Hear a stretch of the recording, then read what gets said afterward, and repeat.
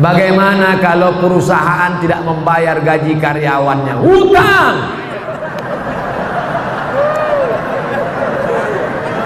Kalau aku berutang pada satu orang saudaraku, nanti ku cari engkau di padang mahsyar, insya Allah jumpa kita. Tapi kalau yang aku berutang kepada karyawan 1000 orang, wahai perusahaan-perusahaan, kau bayarlah sekarang, daripada kau cari mereka di akhirat nanti. Sedangkan di Sumatera aja payah mencarinya, apalagi di padang mahsyar. Hai pimpinan perusahaan-perusahaan, hai manajer-manajer, hai GM, yang Ustaz tunjuk ini siapa? Kamera. Mana tahu kebetulan dia nonton streaming. Bayar hutang, bayar. Al-wa'du dain, janji adalah hutang, dan hutang akan diminta pertanggungjawaban di hadapan Allah. Sekecil apa hutangmu? Faman ya'mal mithqala dzarratin khairan yara. Hutang sebesar biji sawi akan dituntut di hadapan Allah Subhanahu wa taala. Bapak Ibu calon jamaah haji, sebelum berangkat bayar hutang-hutang. Bapak nangis kenapa? Hutang saya banyak Pak Ustaz. Tapi Bapak kaya, masa nggak sanggup bayar hutang? Bukan nggak sanggup bayar, orangnya nggak tahu di mana Pak Ustaz. Hutang apa? Dulu waktu sekolah makan bakwan 3 bayar 1. Waspadalah. Bayar. Saya mengamalkan surat Al-Kahfi setiap malam Jumat. Bagaimana hukumnya? Man qara'a surat Al-Kahfi yaumal Jum'ah. Siapa yang baca surat Al-Kahfi malam Jumat, pagi Jumat, sore Jumat, siang Jumat, dari mulai habis maghrib, sore Kamis, malam Jumat, sampai habis asar, sampai menjelang maghrib hari Jumat, baca surat Al-Kahfi, Allah lahu min nur, dia dapat cahaya. Dengan cahaya itu dia bisa membedakan mana hak, mana hoax. Mana hak, mana hoax, mana hoax, mana hak. Kita malam ini bisa membedakan mana orang, mana tiang, mana orang, gara-gara apa? Gara-gara cahaya, bukan gara-gara mata. Coba matikan lampu semua, buka mata lebar-lebar. Bisa melihat. Kita bisa melihat bukan karena mata, tapi karena cahaya. Makanya ada orang buta tapi hafal Quran. Kenapa? Matanya tertutup tapi hatinya terang. Nur cahaya. Alhamdulillah Pak Ustaz, saya sudah dapat. Bapak dapat? Iya. Kenapa? Nama bini saya Nur Cahaya. Maka siapa yang mendapatkan nur? Orang yang membaca surat Al-Kahfi hari Jumat, malam Jumat. Yang sudah mengamalkan, terus hadisnya sahih. Baik, yang belum mengamalkan, segera amalkan. Mudah-mudahan umurnya sampai hari Jumat. Saya mengamalkan bacaan Ya Razzaq urzuqnil ba'dal fana di setiap habis sunat fajar. Bagaimana hukumnya Pak Ustaz? Ya Razzaq, wahai engkau yang memberikan rezeki, urzuqnil ba'dal fana, berikan aku kekekalan setelah binasa. Setelah tanganku binasa dimakan cacing tanah, setelah mataku binasa dimakan ulat, berikan aku kekal abadi. Setelah, apakah doa ini salah? Tidak salah. Silakan amalkan. Ya Razzaq, wahai engkau yang memberi rezeki, wahai engkau yang memberi rezeki, urzuqnil ba'dal fana, berikanlah aku kekal setelah binasa. Binasa dunia tapi aku tidak binasa. Selama doa itu tidak salah menurut akidah, maka tidak salah diamalkan. Tapi kalau diajarkan doa, wahai penjaga laut, penjaga sungai, penjaga pohon kayu, datanglah, datang, itu doa manggil hantu. Nanti pas setelah itu hantunya datang, what can I do for you? Syukron kasiran Ustaz, afwan. Kalau ada orang menyebut syukran, terima kasih, jawabannya afwan. Menurut Ustaz, jamaah tabligh itu baik apa tak baik? Entah. Ada orang kampung saya punya meja biliar bola sodok. musik keras. Pergi saya ke Mesir kuliah, pulang saya kuliah, saya sholat di masjid, saya jadi makmum. Imamnya enak sekali baca ayat Bismillahirrahmanirrahim, Alhamdulillahi Rabbil Alamin. Siapa ini imam? Rupanya yang punya meja biliar dulu. Selesai sholat saya tanya, abang yang punya meja biliar bertato rambut panjang dulu kan? Iya. Kok bisa abang sekarang? Ada jamaah tabligh datang ke meja biliar. Selama ini ustadz cuma di masjid saja. Ustadz tidak pernah mengajar kami sholat. Jamaah tabligh datang, kami marah-marah. Jamaah tabligh, pergi keluar, nanti ku pukul kepala. Besok dia datang lagi. Sampai akhirnya kami muak, akhirnya kami ikut dia ke masjid. Ustadz Somad berceramah di masjid. Ustadz Somad tidak pernah ceramah di meja biliar. Siapa yang membuat preman-preman tengik tobat? Siapa yang membuat orang-orang di parkir tobat? Nih jamaah tabligh. Kira-kira jamaah tabligh ini baik apa tak baik? Yang bilang bukan saya. Saya cuma nanya aja. Jadi kalau ada orang mengatakan jamaah tabligh tidak baik, kenapa jamaah tabligh tidak baik? Karena jamaah tabligh pakai sorban, Nabi Muhammad pakai sorban. Jamaah tabligh tidak baik, kenapa? Karena jamaah tabligh pakai jenggot, Nabi Muhammad pakai jenggot. Jamaah tabligh tidak baik, kenapa? Karena jamaah tabligh mengetuk pintu rumah ngajak sholat. Itu yang dilakukan Nabi Muhammad. Assalamualaikum, ayo sholat. Ustaz Somad kenapa nggak melakukan ini? Saya takut. Orang jamaah tabligh tak ada takutnya. Assalamualaikum Pak Haji, ayo ke masjid Pak Haji. Jangan ajak-ajak saya, kau belum lahir aku udah haji. Besok dia datang lagi. Assalamualaikum Pak Haji. Waalaikumsalam. Ayo ke masjid Pak Haji. Jangan ajak saya. Saya sholat di Masjidil Haram 1 rakaat, catatannya 100.000 rakaat. Udah penuh amal saya. Saya udah sedikit lagi masuk surga. Jangan ajak saya. Besok dia datang lagi. Lama-lama Pak Haji bosan, udah kumat jantung. Ayolah. Nih jamaah tabligh. Kira-kira jamaah tabligh ini baik apa tak baik? Udah 2 kali kutanya.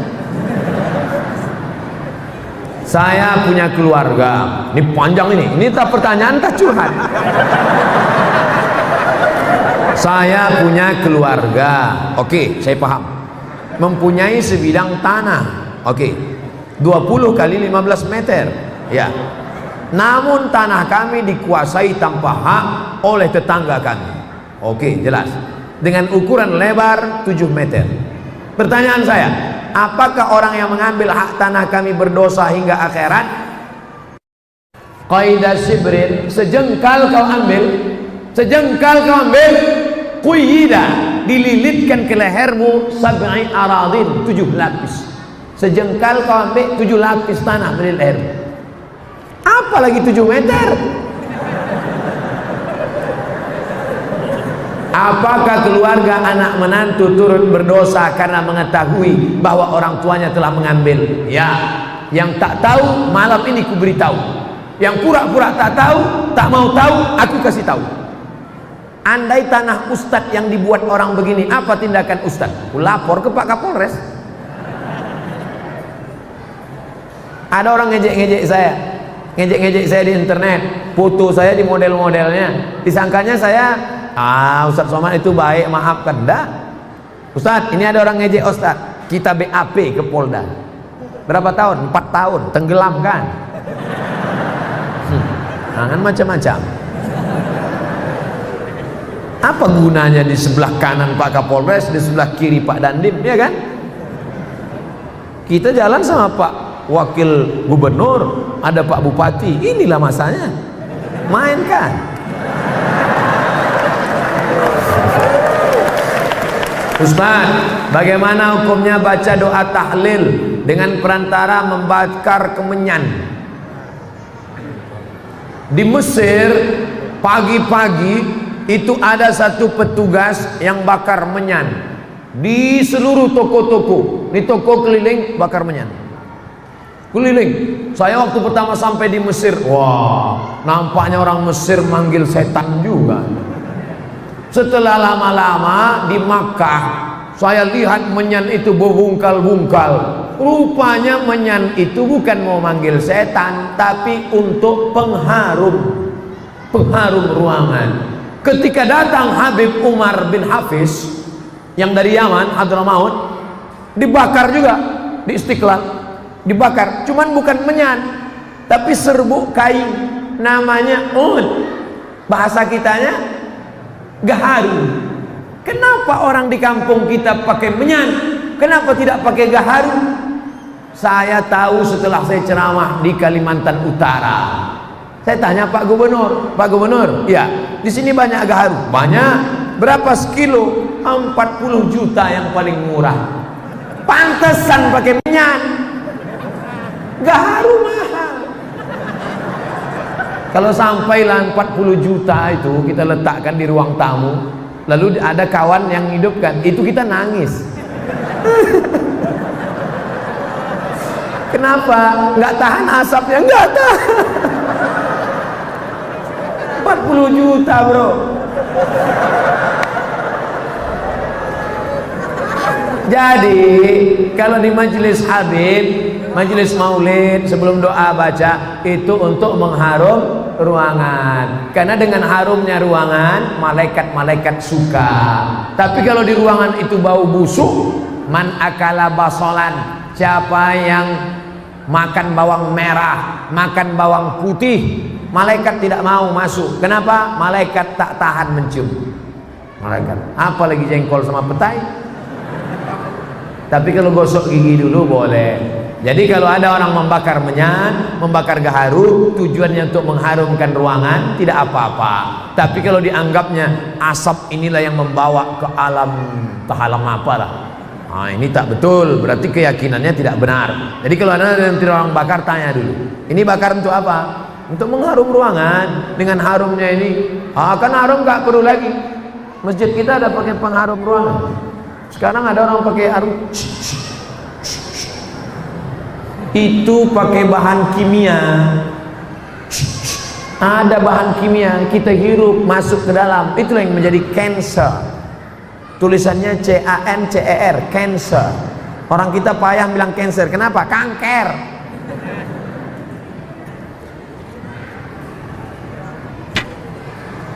Bagaimana mengajar suami untuk selalu ke tempat majelis sementara beliau seorang mu'allab? Doa pun kami sebagai istri sudah mendoakan Pak Ustadz. Ini kekeliruan sebagian istri-istri. Hai istri-istri, kalian banyak keliru menghadapi suami. Setelah kalian ngaji, lalu setelah itu kalian pulang ke rumah, suami kalian ceramah. Hai suami, sini sebentar. Assalamualaikum warahmatullahi wabarakatuh. Hai suami, bukan begitu caranya. Bahannya dari mulut ibu, tapi pakai lidah wali. Perempuan punya wali 6. Abang, wali perempuan ada 6. Ayah, kakek, abang, adik, abang ayah, adik ayah. 6 wali kalian, bu. Lapor ke wali, nanti wali yang menasihati dia. Menantuku, hei adik iparku, sini sebentar. Begitu. Makanya laki-laki mesti ngerti. Nanti kalau abang ipar kalian menasihati, itu bukan dia intervensi. Jangan kamu ngomong, Pak, ini keluarga kami, jangan intervensi kami. Nah, ini nggak ngerti keluarga. Ibu tetap berdoa, kami juga nanti di akhir majelis tetap mendoakan. Mudah-mudahan suami-suami ibu menjadi suami-suami yang baik-baik semua. Ahlan wa sahlan Ustadz di kota Pala, Fakfak. Semoga Allah senantiasa memberikan kesehatan dan keselamatan. Amin. Bagaimana hukumnya orang tua menolak pinangan laki-laki disebabkan karena keturunannya, padahal laki-laki tersebut baik agamanya? Hai para jomblo-jomblo, tenang, Allah bersama kalian. Takbir. Kuat takbir jomblo. Hai bapak-bapak, hai ibu-ibu yang punya anak gadis, dengar baik-baik. Idza ja'akum man tardawna dinahu, kalau datang kepadamu laki-laki baik agamanya, wa khuluquhu, baik akhlaknya, baik agamanya, baik akhlaknya, 2 saja. Jangan kau cari macam-macam, dua saja, baik agamanya, baik akhlaknya. Fazawijuhu, nikahkan dia dengan anak gadismu, nikahkan dia dengan adikmu, nikahkan dia dengan cucumu. Illa taf'alu, kalau itu tidak kau lakukan, takun fitnatun fil ardi wa fasadun arid, akan terjadi fitnah yang besar. Kalau mahar mahal, maka zina murah. Maka kalau datang nanti anak lajang ini meminang anak gadismu, meminang adikmu, meminang cucumu, baik agamanya, baik akhlaknya, nikahkan. Siap? Yang bilang siap itu yang punya anak gadis, bukan yang mau minang.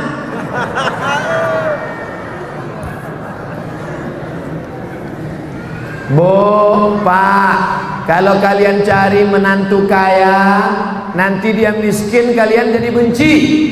Kalau kalian cari menantu ganteng, nanti ketika dia keriput, kalian benci. Carilah menantu yang taat kepada Allah, yang akidahnya baik. Jangan kau lihat warna kulitnya. Bilal bin Abi Rabah dipanggil oleh Nabi, "Ta'al Bilal, aku dengar suara sendalmu dalam surga." Kresek, kresek, kresek, kresek. Bilal itu berkulit hitam, hamba sahaya, orang Afrika Utara. Tapi didengar Nabi suara sendalnya dalam surga. Belum mati sendalnya udah masuk surga. Makanya kalau ada bapak ibu nanti kehilangan sendal, sabar, berarti udah masuk surga duluan. Jangan-jangan sendal saya pula hilang duluan. Jangan kau lihat lagi suku. Ini masih banyak orang tidak mau menerima hanya gara-gara suku la ilaha illallah. Saya sebagai orang Jawa enggak mau kalau anak gadis saya nikah sama orang Batak. Kenapa, Pak? Derajat terlalu jatuh. Masa dari emas jadi tulang? Ini orang. Kalau orang kerja di bank konvensional, gajinya riba atau tidak riba, Pak Ustaz?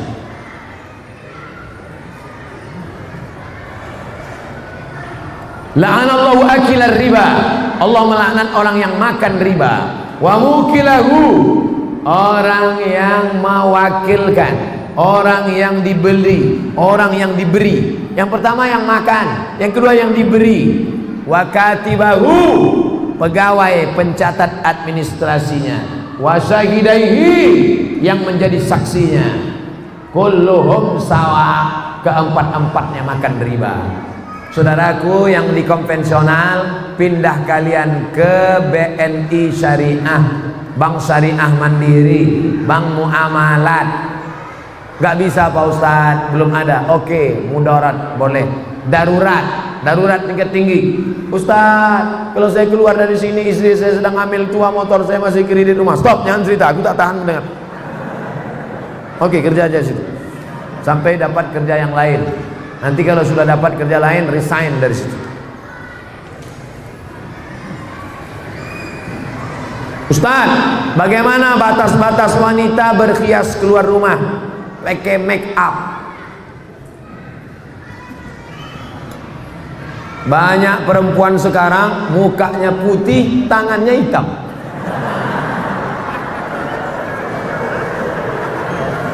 Kau cantik bukan karena bedakmu, kau cantik bukan karena sedomu, kau cantik bukan karena bulu mata alismu, tapi kau cantik karena bekas wudhu tahajudmu, kau cantik karena bekas cahaya baca Quranmu. Itulah yang disebut dengan inner beauty, kecantikan dari dalam.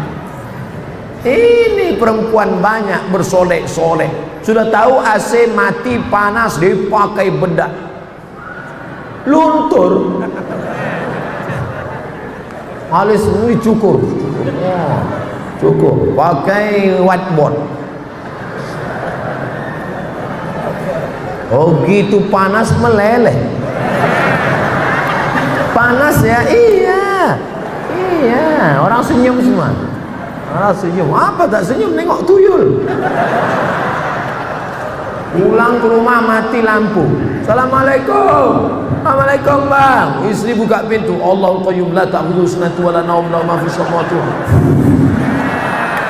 Ini hantu kok enggak pergi? Ini istrimu bang. Jangan bersolek-solek jahiliyah. Ustaz, saya ini mukanya pucat. Muka saya pucat Pak Ustaz. Nanti kalau saya nggak pakai bedak, orang nyangka saya sundel bolong. Pakai natural, sekedar warna kulit boleh. Pakai minyak wangi menghilangkan bau ketiak, bau bawang boleh. Tapi kalau sampai bau parfum dipakai di luar, imam hilang konsentrasi. Wala na'budu ma'abattum wala antum 'abiduna wala na'budu ma'abattum sampai hilang lakum dinukum waliyadi. Yang biasa sekedar menghilangkan bau ketiak boleh, itu namanya natural. Bagaimana konsep pendidikan anak dalam Islam? Sejak dalam kandungan hingga jadi anak soleh, hafiz Quran 30 juz. Ada orang mengatakan mendidik anak itu sejak SD. Sejak SD baru bisa dididik. Ada lagi yang mengatakan mendidik anak sejak pandai berjalan. Tapi yang paling tua pendapat, mendidik anak adalah sejak mencarikan ibunya. Aminah ibunya, maka lahirlah anaknya Al-Amin. Al-Amin akan lahir dari Aminah.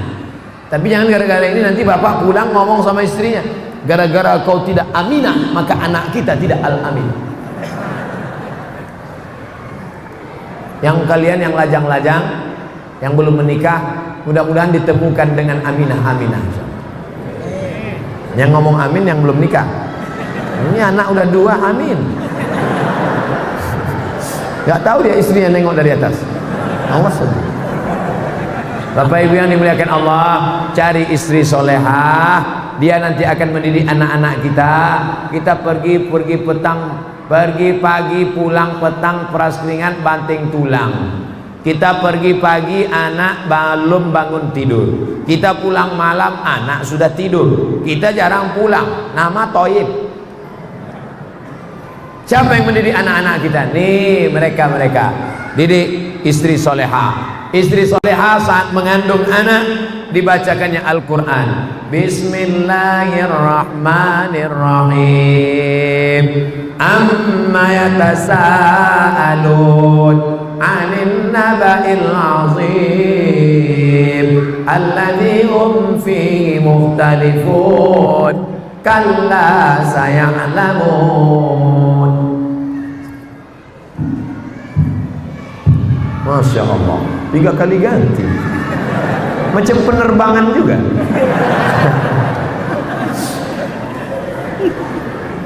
Istrinya soleha. Istri soleha tadi waktu hamil banyak-banyak baca ayat. Saya yakin dan percaya ini dulu pasti ibunya waktu dalam kandungan banyak-banyak sholawat.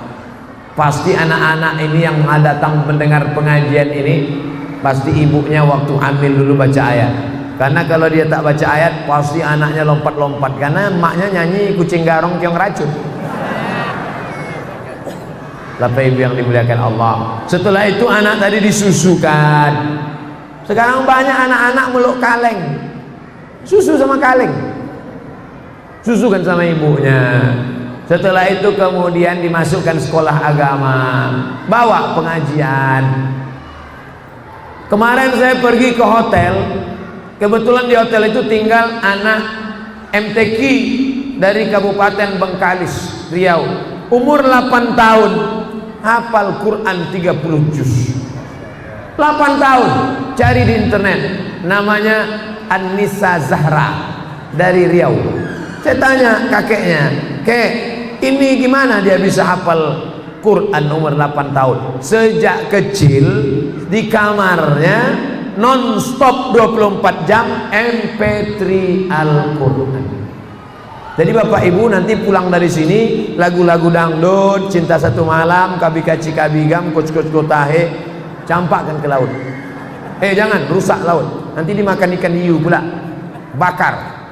Alhamdulillah Pak Ustaz, semua CD-CD lagu dangdut udah saya sodakohkan. Jangan mengalir dosanya.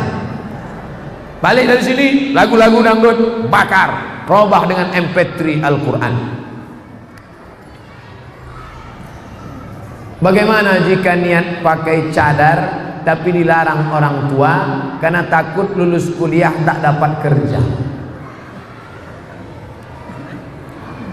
Yang nyuruh pakai cadar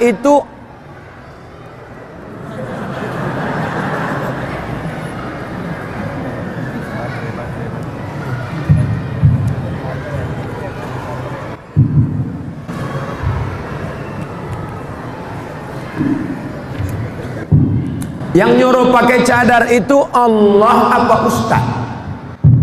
Saya ulang sekali lagi. Yang nyuruh pakai cadar itu Allah apa Ustaz? Allah. Yang ngasih rezeki itu Allah apa Ustaz? Allah. Kenapa takut pada kerja padahal yang ngasih rezeki Allah, yang nyuruh pakai cadar Allah? Ikhtilaf antara wajib tak wajib. Saya tak mempermasalahkan. Yang sudah pakai cadar bagus. Itulah akidah. Mana akidah kita? Ibu-ibu jangan takut. Kau jangan pakai jilbab, nanti nggak laku. Kau jangan pakai cadar, nanti nggak kerja. Di mana letak iman kita? Di mana letak keyakinan kita? Bukan satu pintu rezeki yang diberikan Allah. Ibu-ibu yang punya anak gadis, mau dia pakai cadar, alhamdulillah. Jangan takut rezeki. Ya Razzaq, wahai Engkau Maha Pemberi rezeki. Wa ma min dabbatin fil ardh, tidak ada satu binatang yang melata di atas muka bumi melainkan Allah yang memberikan rezekinya. Cicak itu melata, tak bisa dia ke darat. Cicak di dinding-dinding, tapi makanannya luar biasa. Cicak itu makanannya bukan tanggung-tanggung, helikopter dia makan. Allah menjamin rezeki. Kenapa takut? Bagaimana hukumnya kita mendoakan orang tua yang sudah meninggal dunia, tapi kita berbeda keyakinan? Apakah adanya diijabah atau tidak? Yang berbeda agama ada dua doa. Doa ketika masih hidup, Allahumma hdi qaumi fa innahum la ya'lamun. Berikan hidayah. Berikan hidayah kepada bapakku, berikan hidayah kepada ibuku, berikan hidayah kepada kakekku. Doa itu dia panjatkan Nabi untuk umatnya. Adapun yang sudah meninggal dunia, serahkan dia kepada Allah. Ayahku ini hambamu, kakekku ini hambamu, ibuku ini hambamu, maka kuserahkan dia kepada Engkau ya Allah. Itu doa Nabi Isa. In tu'adzibhum fa innahum ibaduk. Kalau kau azab maka mereka itu hambamu ya Allah. Kalau kau ampunkan mereka itu hambamu ya Allah. Kalau kau azab mereka itu juga hambamu ya Allah. Itu yang bisa kita ucapkan. Serahkan kepada Allah Subhanahu wa ta'ala. Kata yang sering belajar, kita yang sering belajar dari ceramah tausiah di YouTube disebut madrasah YouTubiah. Apakah sering menonton dan mendalami ceramah akhi? Sanad kita mengikuti sanad akhi, mengikuti sanad. Apakah kalau kita mengambil ilmu dari YouTube, dari Google, itu bisa dianggap punya ilmu yang benar? Ya. Yang paling tinggi kualitasnya namanya sama. Sama itu artinya mendengar langsung. Saya mendengar hadis ini dari Syekh Mahmud Abu Hashim. Syekh Mahmud Hashim mendengar hadis ini dari Sayyid Muhammad. Sayyid Muhammad mendengar hadis dari Sayyid Alawi. Sayyid Alawi mendengar hadis dari Sayyid Abbas Al-Hasani Al-Maliki. Sampai sanadnya kepada sahabat Nabi namanya Abdullah bin Amr bin As. Abdullah bin Amr bin As dari Nabi Muhammad sallallahu alaihi wasallam. Itu namanya sama, namanya sama. Bagaimana kalau kami dari buku Pak Ustaz? Buka buku, ambil hadis, namanya wijadah. Wijadah namanya. Tetap diakui, cuman kualitasnya bawah. Begitu juga dengan mendengar tidak langsung dari tape recorder, dari MP3, maka itu bisa juga. Yang penting ustadznya ada. Ada ustadznya di alam nyata. Bapak Ibu yang selama ini mendengar saya di YouTube, kira-kira Ustadz Somad itu ada tak di alam nyata? Inilah makanya malam ini dia datang mau nengok. Ada rupanya. Nah, jadi yang penting ustadznya ada. Bapak ibu belajar dari Habib Rizik Syihab. Habib Rizik itu ada atau tak ada? Ada. Maka boleh belajar dari Ustadz Adi Hidayat. Ustadz Adi Hidayat ada. Yang tak boleh itu dari Ustadz Upin Ipin. Nah, itu tak ada. Selama orangnya ada, kajinya benar, akidahnya Ahlussunnah wal Jamaah, maka boleh, tak masalah. Ajaztum jami'a marwiyati wa muallafati wa muhadarati. Saya ijazahkan semua MP3, semua video YouTube, semua buku-buku, 37 masalah populer, 99 tanya jawab salat, 30 fatwa seputar Ramadan. Saya ijazahkan semua riwayat-riwayat ilmu yang saya sampaikan kepada ini, semua yang hadir di majelis Masjid Agung malam ini. Jawabnya qabiltu, aku terima. Saya pernah melihat orang mau dikubur, sebelum ditutup kuburannya diazankan. Allahu Akbar, Allahu Akbar. Jenazah mau masuk. Apa dalilnya? Qiyas. Quran, hadis, ijma', qiyas. Tak ada ayat Quran, hai orang beriman kalau mati azankanlah. Tak ada. Tak ada hadis Nabi, hai orang beriman kalau mati azankanlah. Tak ada. Tak ada ijma' ulama. Tapi kias ada. Mana kiasnya? Lahirnya diazankan, maka matinya pun di sebahagian mazhab Syafi'i. Kalau ada yang buat jangan salahkan. Kalau tidak dibuat tidak apa-apa. Dia tidak macam sholat. Kalau sholat wajib, kalau tidak dibuat haram. Ada dalam hadis, ada dalam Quran, ada dalam ijma'. Kalau mengazankan jenazah ini kias. Sebagian mazhab mau dibuat silakan, tidak dibuat tidak ada apa-apa. Jangan berkelahi gara-gara ini. Orang tua saya beliau taat beribadah, namun di samping itu dia punya ilmu-ilmu yang dapat dari nenek kami. Katanya nenek kami bisa mengetahui masa depan. Sering didatangi meminta keberuntungan. Cara mendapatkan ilmu itu dengan bawa pengorbanan uang dan ayam. Ayam goreng apa ayam hidup? Dengan mengamalkan ilmu itu terbebas dari bahaya. Dan yang anehnya Ustadz, perantara berdoa yaitu makhluk yang disebut amin. Apakah ilmu? Ini ilmu nenek moyang zaman dulu biasanya berteman dengan jin. Dulu jin itu berteman dengan nenek kita. Setelah nenek kita meninggal, dia datang ke bapak kita. Setelah bapak kita meninggal, dia mau datang ke saya. Ketika kita sedang berzikir, tiba-tiba dia datang. Hai Abdul Somad, aku adalah kawan nenekmu dulu. Apakah boleh kita berteman? Tidak. Temanku sudah banyak di fak-fak. Jangan berteman dengan jin. Buka surat Al-Jin juz 29. Fariqum minal insi, ada sebagian manusia ya'udzuuna birijalin minal jinni, mereka minta kepada jin, fazaduhum rahaqa, maka rusak akidah mereka. Akidah, jangan berteman dengan jin, putuskan hubungan dengan jin.